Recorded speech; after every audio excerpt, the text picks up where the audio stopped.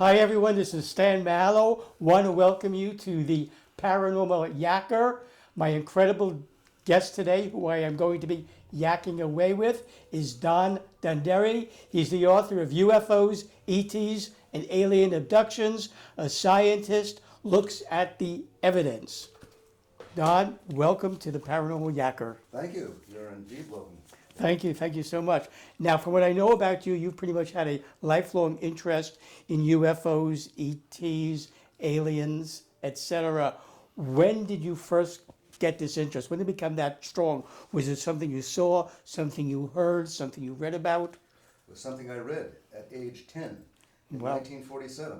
The first UFO sightings got public attention then in Life magazine and Look magazine. And I read about them, and that was interesting. That was when I was 10 years old. I'm a little older now, but I've kept that interest up during my entire life. And since I'm a professional in the field of human visual perception and memory, that is what people see and can remember about what they see, and that's how people report UFOs, it was obviously interesting to me to discover how controversial it was that people could be believed when they said they saw a UFO, and then it described it. So I took a professional interest in that from about 1965. So you were really had that interest at a very young age. I had the interest at a young age. I never followed it, but when I was older and professionally trained, I realized I had something to say about it. That is, not everybody who sees a UFO is crazy or making it up or deluded or self-interested. And that's going to be one of my questions along the way, elaborating on that.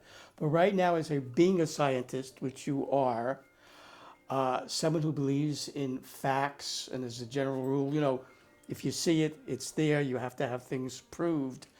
How do you go about coming to a conclusion that you feel pretty much 100% that we have been visited and are being visited by aliens, that they've been around? Well, my position is that some of what people report as UFOs are extraterrestrial vehicles, because you have to collect evidence, and the evidence has been being collected for the last 70, 75 years.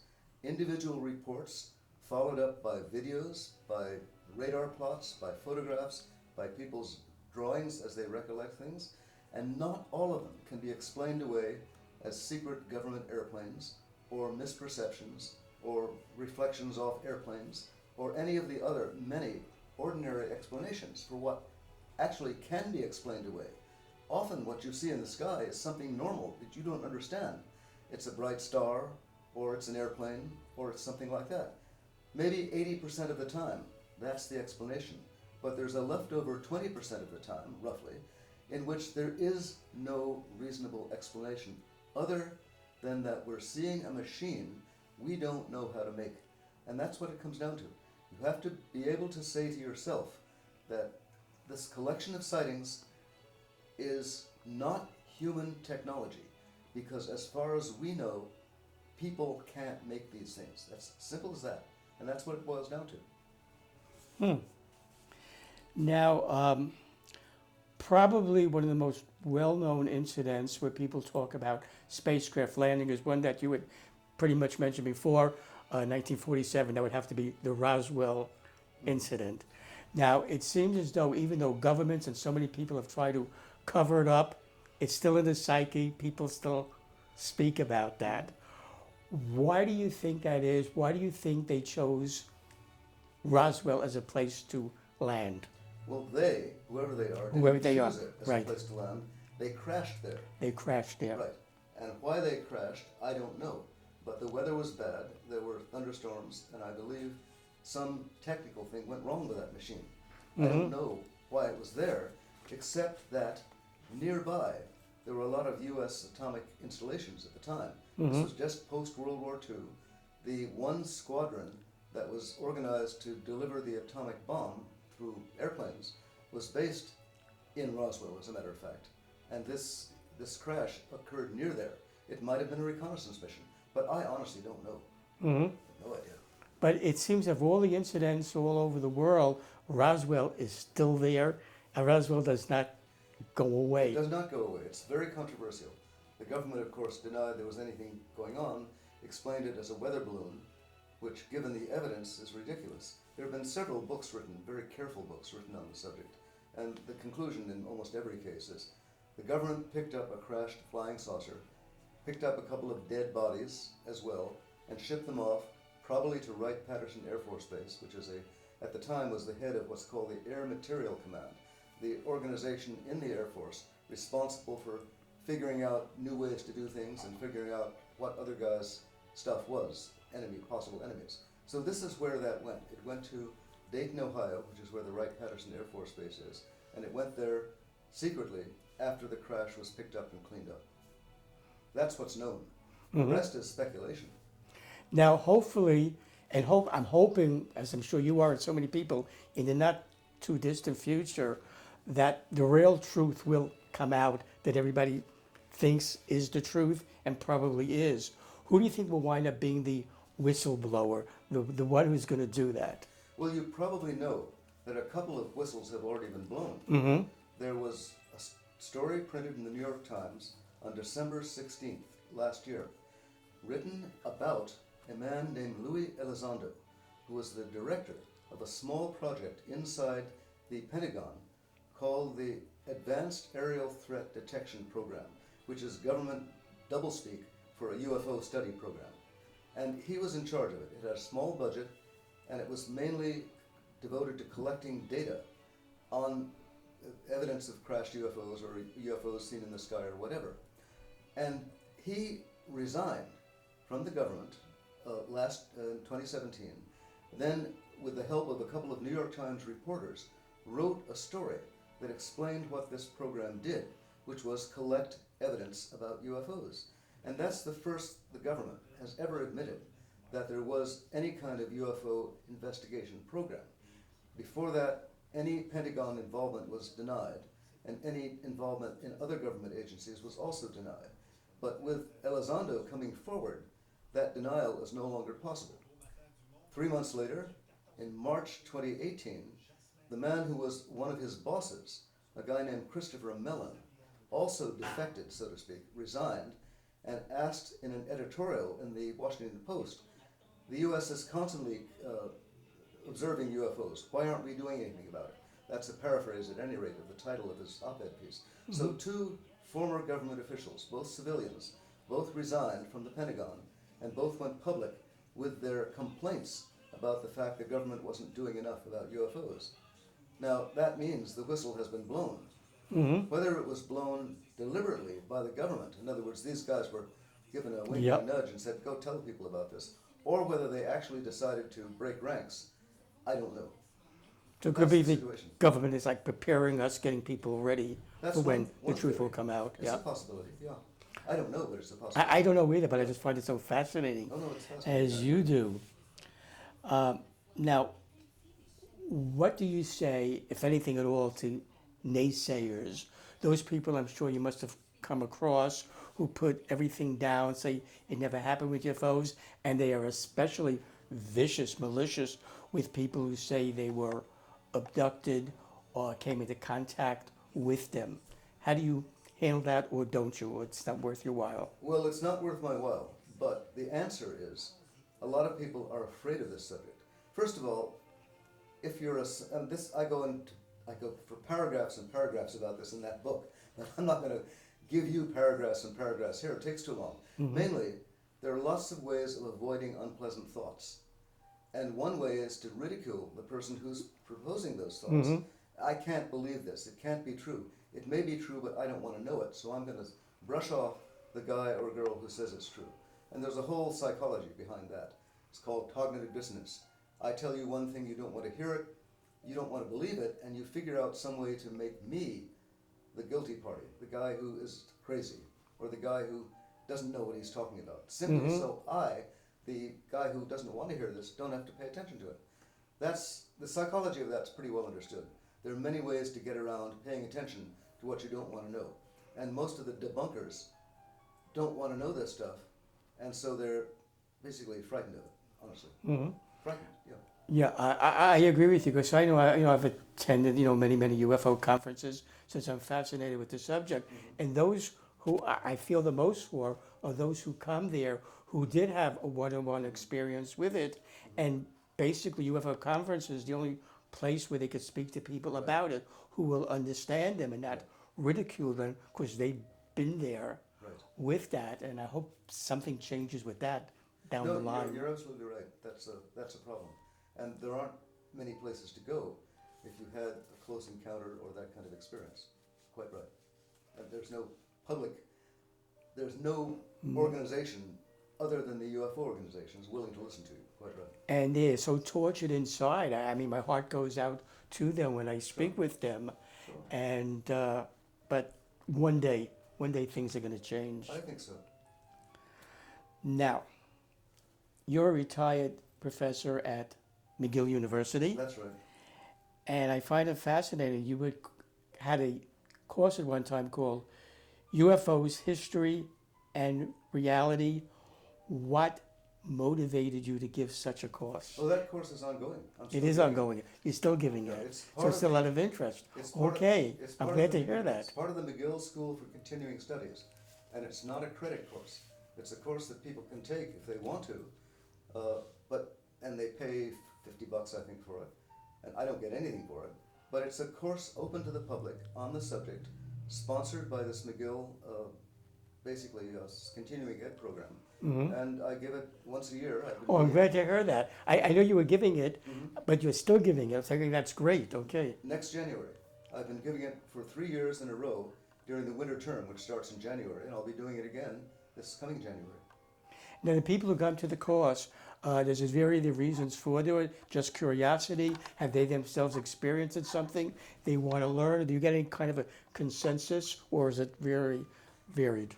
It's varied. First of all, the course is in something called the McGill Community for Lifelong Learning, which means it's really adult education for people who have the time and interest to show up. And I teach the course at 9:30 in the morning on Mondays.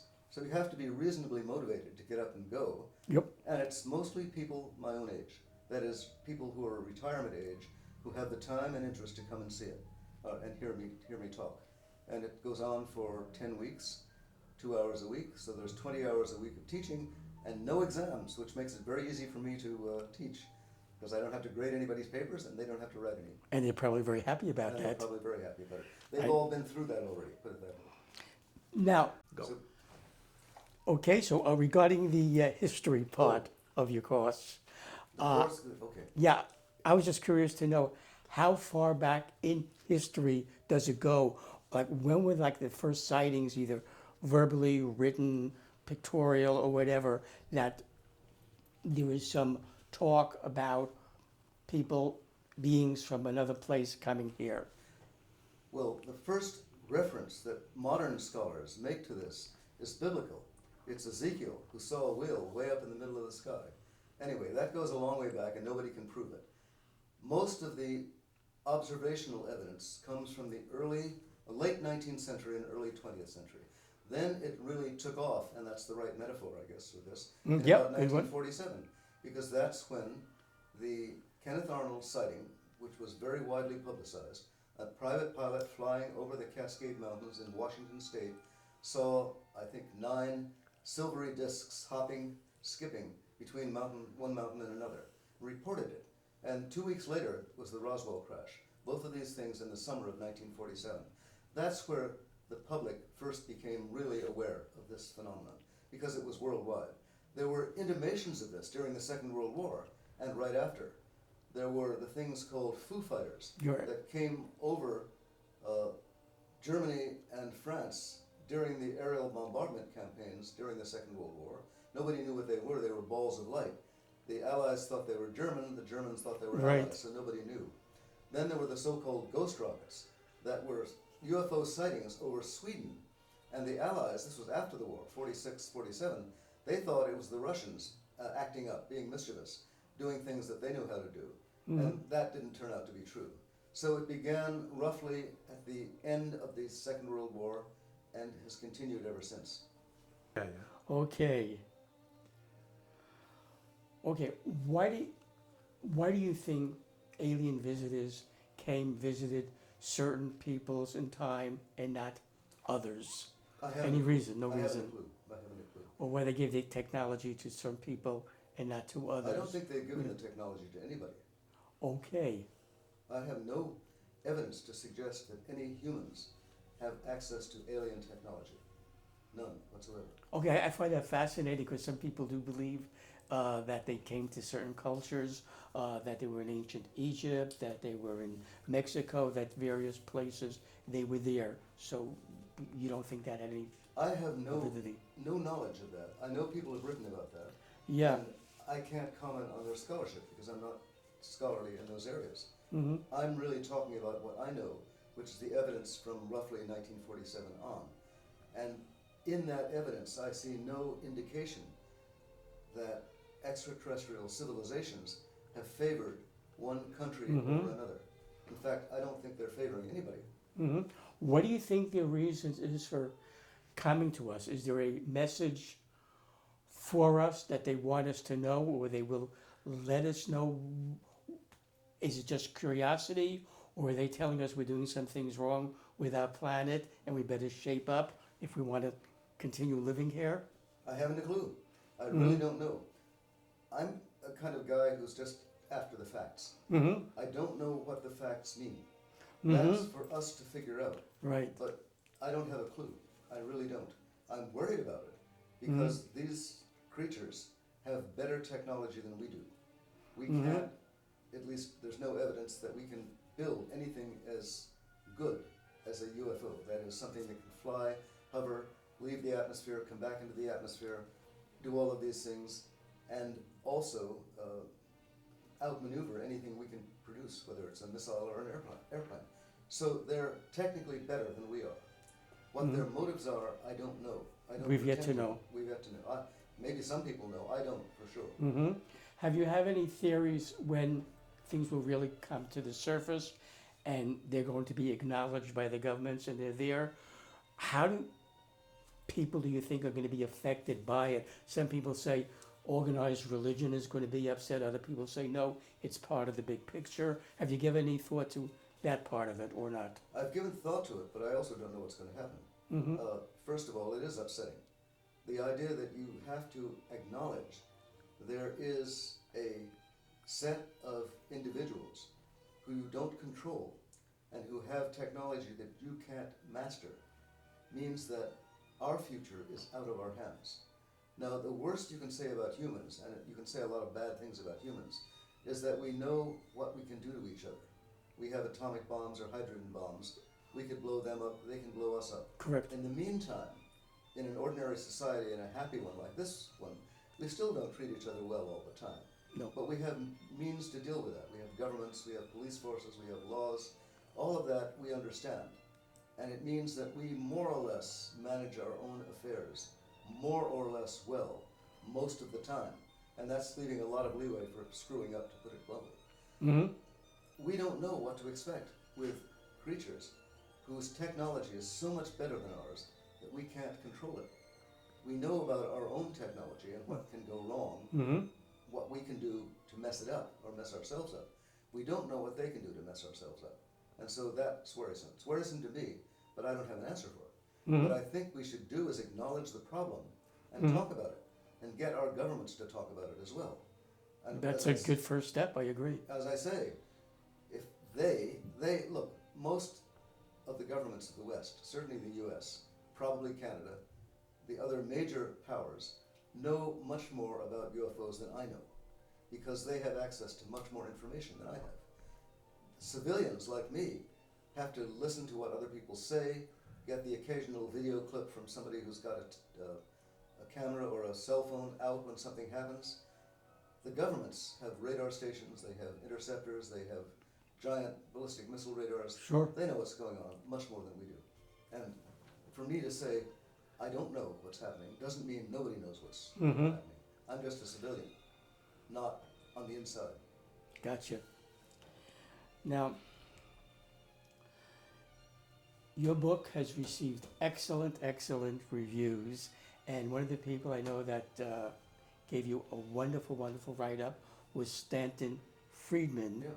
who is probably the one who helped open things up in the very beginning, of a physicist who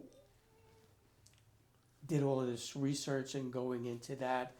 And I know from a personal level, having spoken with Stanton in 1997 at the 50th anniversary in Roswell, and very, very recently, there was a MUFON exposition that I was at where I got to speak with him too. And I just wanted to personally thank you, because when people like him, like you, who scientists who have degrees, doctors come out, you sort of open yourself up to ridicule from some sectors and people like that. How could you do that? So I think things are going to be great down in the future when people like yourself, the academics, the scientists, go and put themselves out in the line and say, hey, there's something to this and we should be looking into it. Well, thank you. I appreciate the compliment. You might not know that Stanton and I were at the same university at exactly the same time. We're both graduates of the University of Chicago.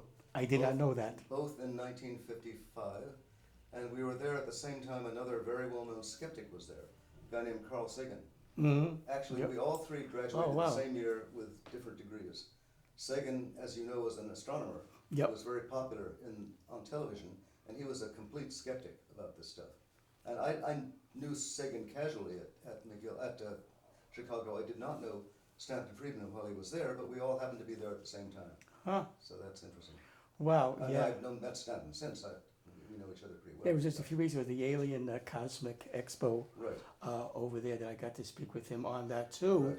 So all of you, you kept up in time over there?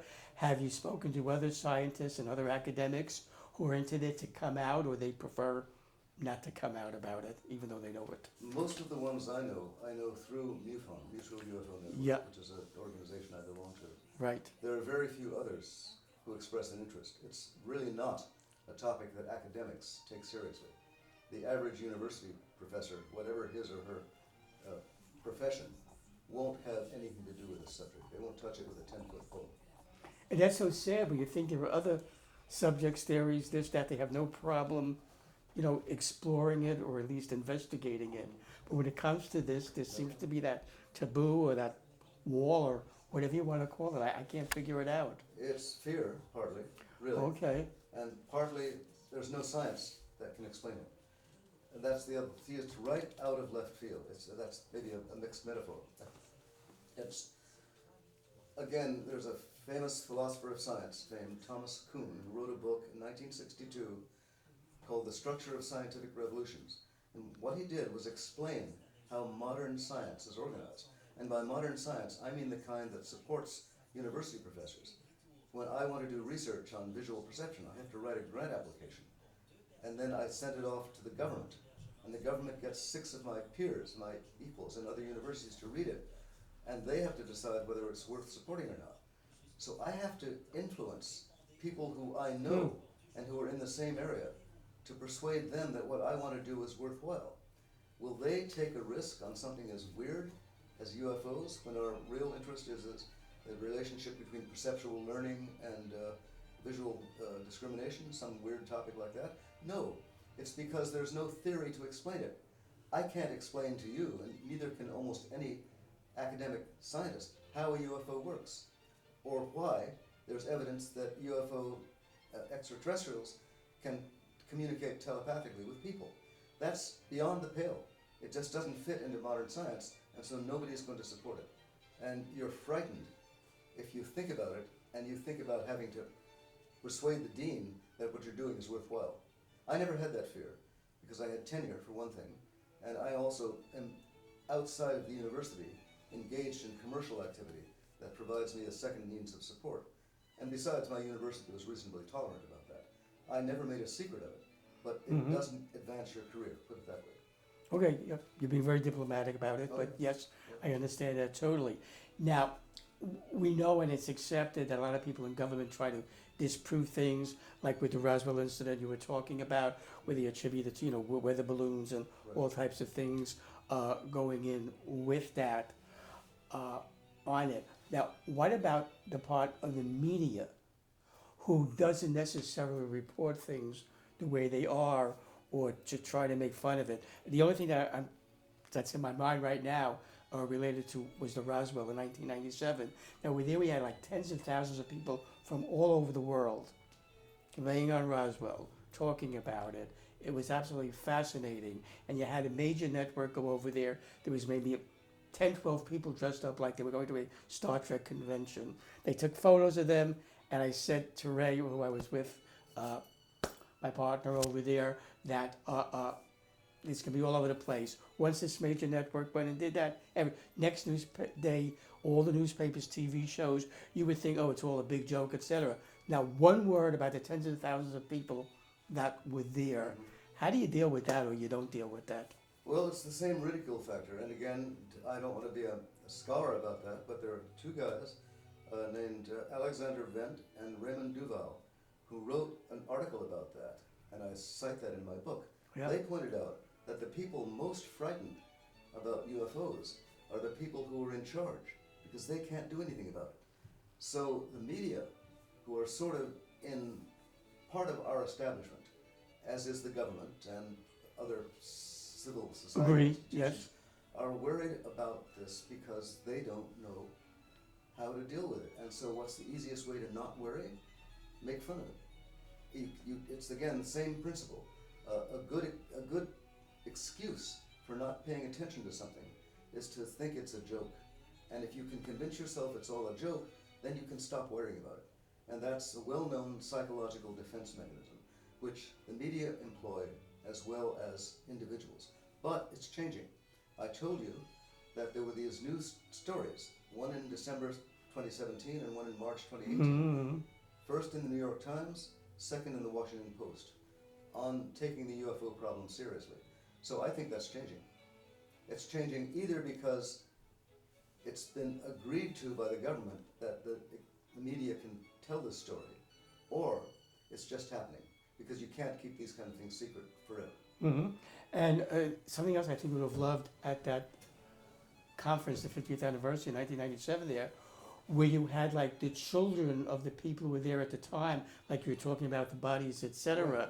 We were speaking with some people over there who their parents owned local funeral homes, Yeah. and they asked for all these little caskets, Yeah. small-sized caskets. Yeah. You know, what were they for? Yeah.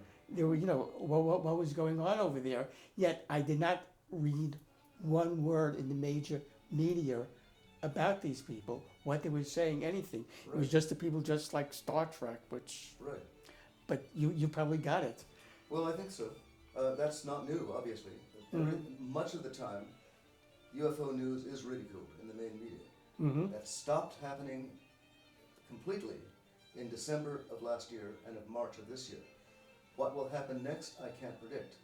But the days of complete ridicule are over, because the other media are taking it seriously now. People are thinking for themselves. I agree with you. And people on this kind of media or television or newspaper stories are getting a little more, what you might call airtime or space to talk about what they think. And again, that I believe is thanks to people like yourself. We used to believe, a picture is worth 1,000 words. Well, what's the picture of a dozen kids dressed up like Star Trek, Exactly. or tens of thousands of You're people right. in suits and ties No. who are not? So You're right. a picture is not necessarily worth 1,000 words. It's what you choose to capture. Correct. And who makes those decisions are the people who run the major media. And as I said, that seems to be changing. How far it will change, I don't know. And you're helping. This is a discussion that will be available to people who watch your show. And here we are. We're taking it seriously. Absolutely, because I know everybody in the audience of the Paranormal Yacker are going to enjoy this. And there's no doubt in my mind they would like to get your book, UFOs, ETs, and Aliens, Alien Abductions. A scientist looks at the evidence. Now, should anybody want it, and I'm sure a lot of people would, how do they go about ordering it? Amazon, $9.95. That's Wow. the last price I looked at, yeah. Really? Yeah. Just go on Amazon, you can buy a copy right online. Of course, I think it's fascinating. Like, there are many, many, many books on the subject, and I think they're all great. The more people that write books, it's great. But when academics such as yourself write it, there should be more credibility to it from the public and saying, hey, that man has all these credentials and he's writing about it. Maybe there's something to it. And then that will have more people look into it and say, hey, I'm going to believe what I believe in me, what makes sense, not what somebody else is telling me not to believe. Well, I think you're right, and I hope that's true. I hope that's Great. All I got to say, Don, is it's been an absolute pleasure interviewing you.